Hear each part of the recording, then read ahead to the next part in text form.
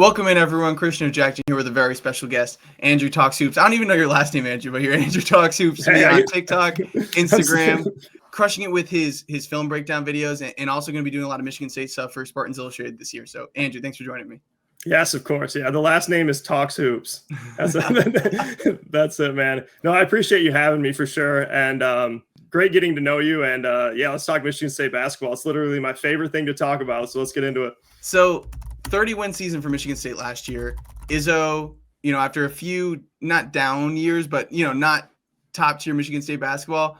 Izzo doing things his way with his player retention, his style of play, some of the non-shooting. There's some things that people want to critique about the way Michigan State's playing basketball, but you can't knock a 17-3 season in the Big Ten and an Elite Eight appearance. So Before we get into this year's roster, kind of tell me about your assessment of Tom Izzo in this program right now, and just kind of how you would grade their offseason. Yeah. No need to mince words on the shooting for sure. That's been a frustrating thing for Michigan State fans. And the percentages have been down, in recent years. And we're hoping that this year maybe it gets a little bit better. But yeah, the assessment of Tom Izzo is I feel like a lot of maybe programs or fans around the country see his style is a little archaic, maybe. It's not this even the in-state rival Dusty May. It's not this kind of big money, get a lot of good transfers in over the year. Let's see how we can mesh them together throughout the year. And that's obviously proven to be a successful format. But then you got guys like Tom Izzo who, they're 31 years into it, can't really teach an old dog new tricks in a way. He has some younger staff that is kind of helping him with that. But I think he views that transfer portal as more of a way to maybe fill gaps in the team. But he really likes that organic growth, from freshman, junior, senior, or freshman, sophomore, junior, senior, throughout those 4 years to just really build a guy. When you look at a guy like Cohen Carr, right? He's obviously progressing year after year. And then State also retains a lot of players. Obviously, Trey Holloman, a couple guys on the bench ended up transferring last year.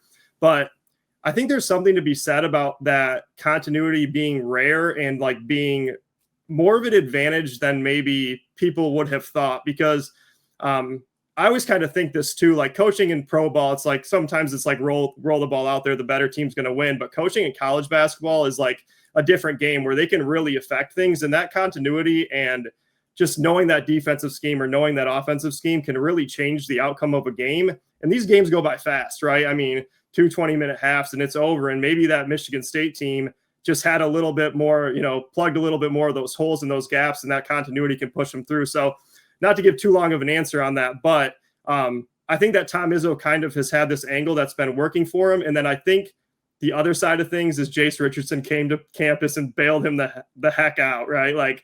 That team without Jace Richardson looks a lot different. They would have been a nice, fine team. But that second half of the year, Jace Richardson kind of took over, became almost a 20-point a night guy, and just really was smooth and efficient, and just took that ceiling of that team to a level that I don't think anyone really knew it had.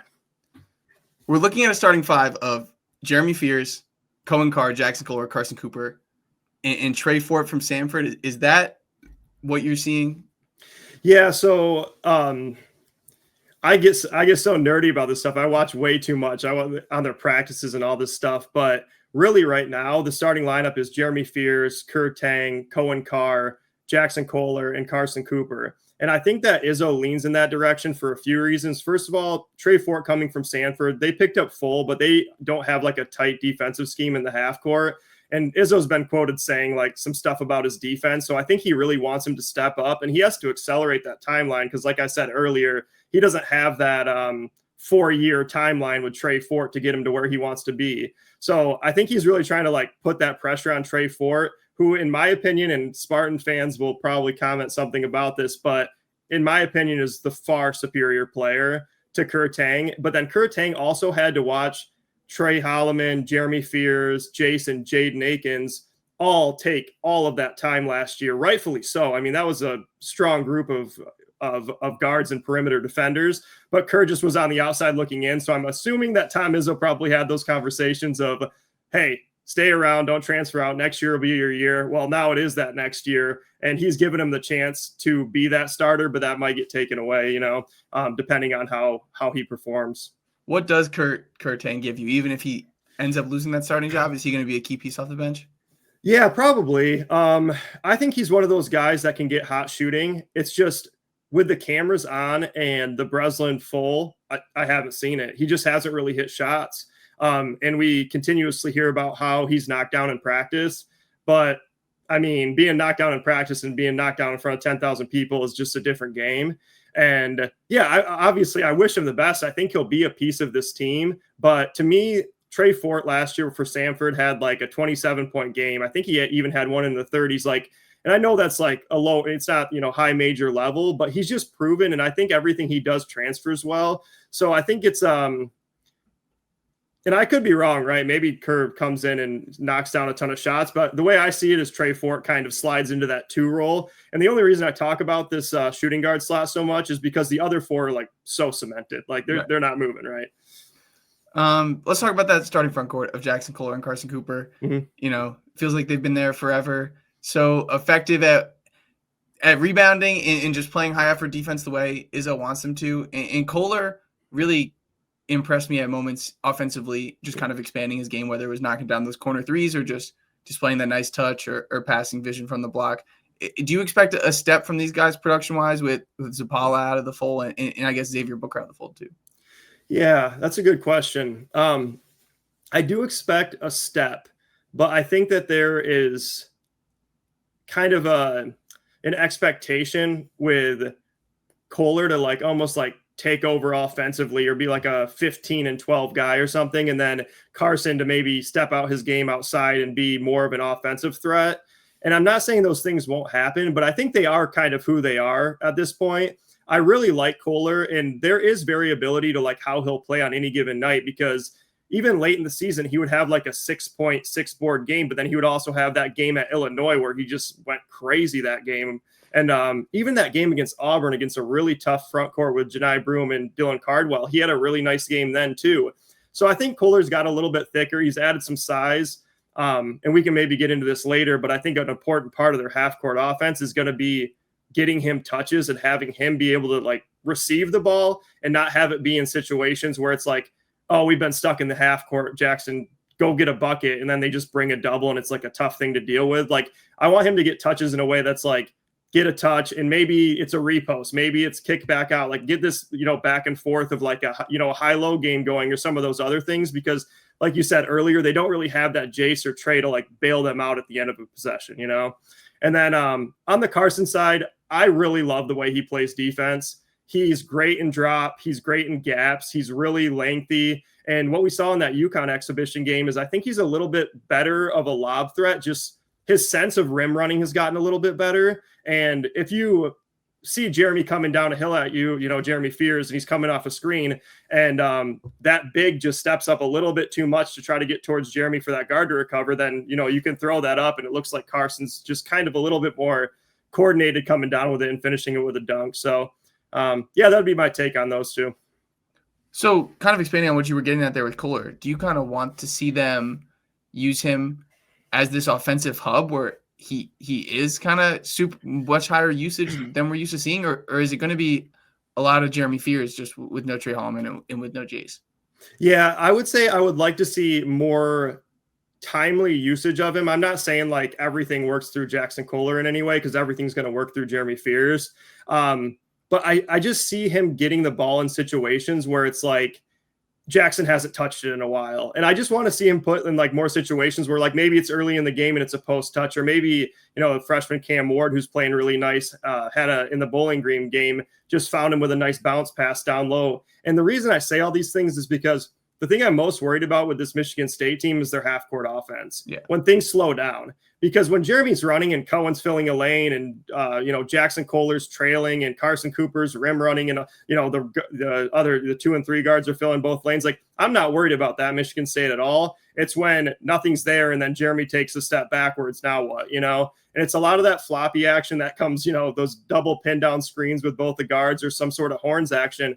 And, even last year, what we saw is all of a sudden Izzo, and I've never seen Izzo do this before, he would just be like, Jace, go get it. And then that was the end of the possession, and it normally ended well.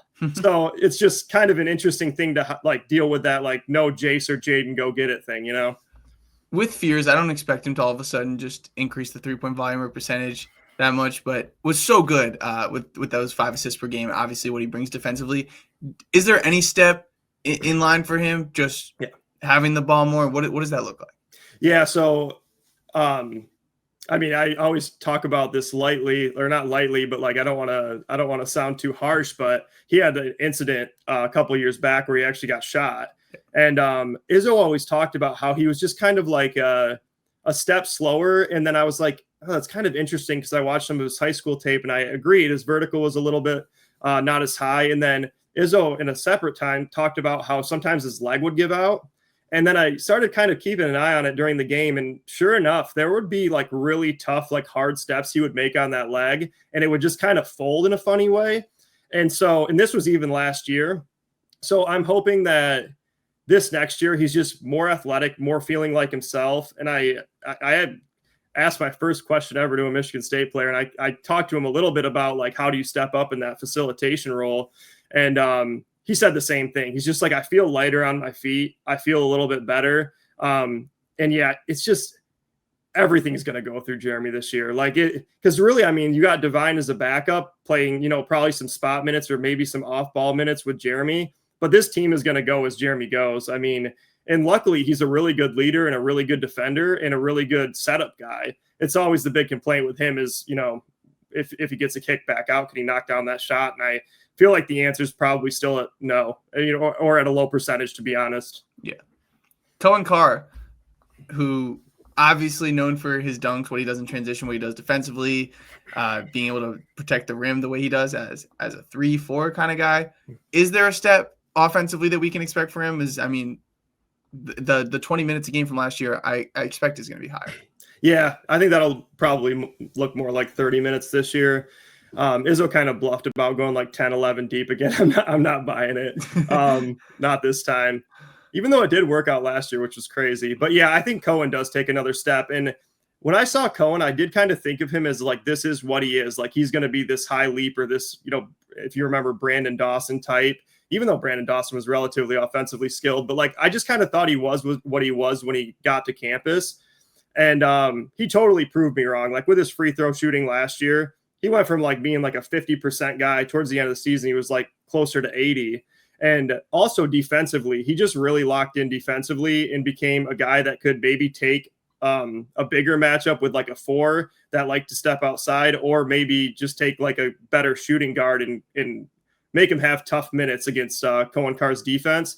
What is kind of remains to be seen from Cohen is if he can develop any sort of catch and shoot or off the dribble game. And then the other thing is, it's great when he's going downhill and, it ends in a dunk. But what happens when you're playing Duke or you're playing UNC or you're playing Arkansas that has some, formidable athletes that maybe can put a body on them? Is there the ability for a dump off pass? Is there ability to find a guy in the corner? Haven't seen much of that playmaking side. But once again, Izzo does talk that it's developed, but until you see it, it's just, a practice clip or whatever. Divine Ugochukwu coming from Miami, who kind of flashed to me at the beginning of his freshman year before the wheels fell off and before Coach L was gone. It was not good at all the last few months in Miami, and he had some defensive lapses and he was very raw, but I still have in my head that I really liked him when I first kind of got my eyes on him. Is there upside for him to surprise a lot of people here? Do you think he's kind of a project that's going to back up Fears in a low minute role and maybe in the future? More. Yeah, you have so many good questions, dude. But I want to throw that one back at you, like, because it sounds like you know quite a bit about him in his Miami time. So, like, what are you thinking with him? I don't know. He was one of the guys that I didn't know about preseason, and I just saw a few plays of just him being kind of slippery, getting to the basket, knock down a few threes. I'm like, who is this dude? Like, I'm intrigued. Yeah. And then I saw my guy J-Man, shout out J-Man, made a video of him breaking down the Miami Duke game. And like he was just like pretty lost defensively, taking some bad shots, very sloppy. Yep. So that kind of sat with me and obviously I stopped watching Miami when they were so awful. But all I'm saying is I have the fact that he ended up at Michigan State was kind of peculiar to me based on how they use the portal. Mm-hmm. So I'm like, if Izzo kind of believes in him and this staff does, and I have that good impression from my first impression with him, like maybe there's something here. Yeah. I would argue that Miami team was so lost that you could probably take some of that tape to heart, but like I don't know, their defensive schemes and like Yeah, no, was Divine being properly coached in the spots to be at. Hopefully instinctually, like depending on that video, obviously, but hopefully instinctually he has some of those traits. I'm kind of in the middle on him. Basically everything I've seen him do, I've been relatively impressed by since he came to campus. Like they play a little green and white game for Midnight Madness. He looked pretty fine in that. And then in the Bowling Green game, he had like a nice drive baseline. I think he had like a steal or two. I'm like, okay, like he's playing some minutes with Jeremy. Could this kind of be a Trey Holloman replacement? I don't like the mechanics of his shot at all. I haven't looked at his percentages, but I got to assume they're low just with the kind of how he shoots. 17% last year. Okay, yeah. And he knocked one and he knocked one down against UConn. And then he kind of shot a second one quick. I'm like, all right, well, I would have liked you to knock that one down and kind of keep it clean, but like it's almost like he was getting hot in his head or something. But then he did kind of like have a sneaky steal. I think it was against Caravan, where it maybe not, but someone was posting up and he just kind of slid behind him, stole it, and he got on a 3-on-1. I'm like, oh, okay, this is looking good. And then he like kind of just stumbled with the ball with like Cohen streaking and another guy. And I'm like, and the ball just rolled out of bounds. I'm like, ooh, not finishing that 3-on-1 there is pretty rough. So I'm hopeful. I like that he got a lot of minutes last year. I think he's going to have a lot of minutes. And Jeremy's like a talker, and a handsy defender and kind of gets in the mix with like offensive fouls and blocking calls and stuff like that. So it's like, there's going to be situations where Divine's going to have to play some like serious solid minutes, and we're going to just kind of see how it goes from there. But I would say he's far from proven, but like somewhat promising. And then the other part of him is he's like, just like an Izzo style guard, like not like much of a shooter, but like more of a facilitator, snappy and quick with his movements. And I think it's just upping that level of defense, which I think he's shown at least the ability to like defend well. I'm a little bit worried about bigger guards just kind of like going through his chest. I'm not as worried about him staying in front as I am like kind of getting like barreled through in a way, but then that's something that can develop over the years if he puts some size on. Shooting, obviously a concern that we've spoken of on this interview so far, but Jordan Scott is a guy that I've seen the hype kind of starting to build. He looks really good to me from what I saw of him in the UConn game. Tell me about Jordan Scott and Cam Ward, these 6'7", 6'8" freshmen coming in. Yeah, so Jordan Scott, Izzo keeps on comparing to Max Christie. Like, I don't know if you've seen that, but I'm like, okay, we got to chill out on that one. But he looks promising. I've watched some practice footage, and he's one of those guys that just knocks down like every shot in practice. Like, it's ridiculous. Like, he just knocks everything down. And then same as what we were talking about earlier, it's like, okay, once we get in the game, let's see what happens. I think he missed maybe one against Bowling Green, but he didn't get a lot of minutes. He got like 10 minutes. And then when they played UConn, his first one like hit the backboard and then like the opposite side of the rim, like really far off. And then he kind of got one in like, I think it was almost a transition situation and made it. And then he had a drive to the hoop that was kind of from the right side and like a little bit of like a lefty floater that just like hit the front of the rim and went out. But it was like a few things that I'm like, okay, I kind of like the way he's moving. I kind of like the way he's defending. And I was happy to see one go down that wasn't just like, you know, obviously a practice rep, because I've never really seen him shoot outside of like high school tape, you know. But he's plenty big, like he's 6'7". And so if you can shoot from outside at that height, like you're obviously going to have a good college career. So I'm hopeful on him, but it'll be interesting to see if he is able to like weave in minutes as the season progresses. Because he's going to have to do a lot of things well. I mean, Izzo doesn't play people that don't defend well, that don't rebound well. So he has to get in the mix on that too. And then Ward, sorry, go ahead. No, I was ready for you. I was going to tee you up for Ward. Oh, okay. Yeah. So Ward, I saved Ward because I love this dude. Okay. I'm super high on Ward. He like, I don't know what he ate growing up or what, but like, he's just like built like a junior, like already. And like, he plays like one too. Like we're two exhibition games in, and this guy is grabbing really tough rebounds and just playing really stout defense. He's not somebody that you can easily go through, and yeah, shooting well from like the elbows. And really the stat sheet wouldn't suggest that he's even been playing that well, but if you just watch the kid, you're like, okay, this guy is definitely like that Spartan DNA, this tough power forward type guy that's going to be a really good player for Izzo. And I think that I don't question for a second if he's going to be really a key piece of this rotation that comes off the bench. I think he's going to be that first rotation with Fort and Ward, and then maybe Divine, depending on how he plays, to have Jeremy be able to like relieve some of the ball handling duties if Jeremy stays in. And then obviously if Jeremy checks out, Divine can take over point. But I think that Ward is going to be one of those guys that's coming in early and often. I wouldn't even be shocked to watch him finish games like in the first quarter of the season. Wow. Okay. High praise. Yeah. Yeah. Who's the reserve center? If it's actually, not I should take that back, because Jackson and Coop they'll have to be the ones finishing the games. But let's just say playing clutch minutes early in the season. I mean, there's certain matchups where maybe it doesn't make sense to have them out there, right? We'll see. Sorry. Go ahead with your next question. I was just gonna ask. There was just so many bigs. There was Apollo would get his like 4 minutes at the beginning of the game. Sometimes I'm like, why are we still doing this? Like we have enough bigs, but just with him and Booker leaving. And I understand you can play Carr or Ward at the 4, but is there another big that we can use here? There's this guy McCullough who I don't know. I think that there's a chance that he gets a little bit of minutes here or there. I don't think I'm missing anybody. I think the only other option would be maybe a situation where they go a little bit smaller with like Jackson or even maybe Coop at the 5 and then let Cohen play 4 and then have 3 guards. And like maybe that looks like Jeremy, Kerr, Trey Fort or something like that, and then shove Cohen to the 4 and then have Cooper Jackson play the 5. I hope I'm not missing a name there, but McCullough, he can shoot a little bit from the outside. He's a big body, but once again, he just hasn't played a lot of minutes. So anything that he gets, he would really be like proving himself. What's your best case scenario for this team? Like how does it come together where this is like a top 15 team? A top 15 team. Okay. Yeah. That would be Cam Ward asserting himself and being a very high tier player and maybe having a year. If we gave Jace Richardson an A last year, maybe a year that's like a B.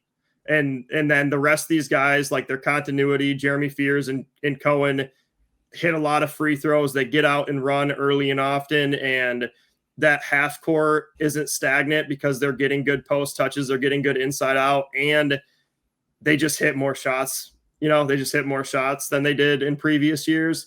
But obviously most experts or, list makers, like we were talking about earlier, like they have them like top I've seen is maybe 6. The lowest I've seen is maybe 10 out of the 18 teams. And I think that's realistic, to be honest. Like they won the Big Ten by 3 games last year, and that's just absurd, right? Like they had an absolutely phenomenal year. And I always got to be careful, right? Because like I believe in Izzo. Like I would love to eat these words. They have a top 3 finish in the Big Ten and they're, dancing into March as a top 5 seed. But if you look at it as is and you look at the talent around the country, you just got to like take a deep breath and be like, holy crap. Like I watched Michigan play that game against St. John's. I'm like, wow. I watched that UConn team without Mullins and their big read. I'm like, holy crap. Like these are some really talented teams that are in college basketball this year. Do you think he's just stubborn? Like where are you at on, doesn't it change everything if you do bring in some like 2 guard who's experienced? Like I'm not, no disrespect to Trey Ford. I think he could be a nice player here, but is it a money question? Is it an Izzo question? Like why can't we have brought in that guy that maybe could have played a role that Jace did and like allowed you to try to do the same thing you did last year? Yeah. And I hate to say this, but I just really don't know. Like, I don't know, like, why. I think this is the way Izzo likes to do things. I think that this is something that has now proven to work in the past, having a really good freshman come in with a core that, he is able to bring him over the top.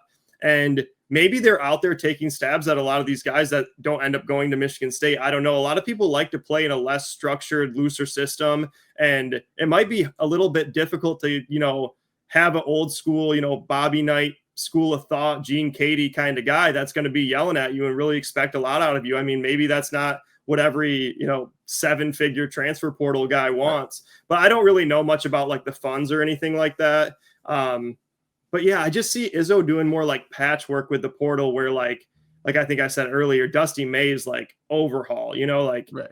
I think there was I can't even remember which team, so I shouldn't even be saying this, but they had like 10 new guys on their roster. It's like, okay, I mean, there's a lot of teams like right. that, Like honestly. that's like pretty standard almost. So, yeah, I just think it's like a legacy thing. And until like it doesn't work or like it's not a tournament appearance, which I think they're at like 28 now. It's like this dude just outdoes expectations every time. We have conversations like this every single year. Yeah. And somehow Michigan State and Izzo are marching and they're like a guarantee in the round of 32, like into the round of 32. So it's like the complaining kind of stops there, you know? Right. Well, you got to give them the benefit of the doubt with what, defensively, what this team's going to be able to do, just how good they are at man-to-man defense, the way they're going to run in transition and contest at the rim and control the glass. Like, there's a very high floor. Does it seem like this team is destined to also be a bad shooting team again and then be a 9 seed and then probably play Mississippi State and beat them again and then lose to 1? Yeah, probably. But, maybe they can surprise us. You never know. Yeah, and we were so spoiled last year. I just can't skip over that. Winning the Big Ten by 3 games, Elite Eight appearance, like that, I'm still like relishing in that. So I'm just like, I'm happy with where this team's at. I think they're bringing back a nice core. I do think that some of the freshmen and Trey Fort can raise the ceiling of this team. And yeah, we trust in Izzo to kind of bring that all together and figure out what the mix is going to be come February and March. So fair enough. The Michigan State Spartans. Thanks for coming on, Andrew. Yeah, of course.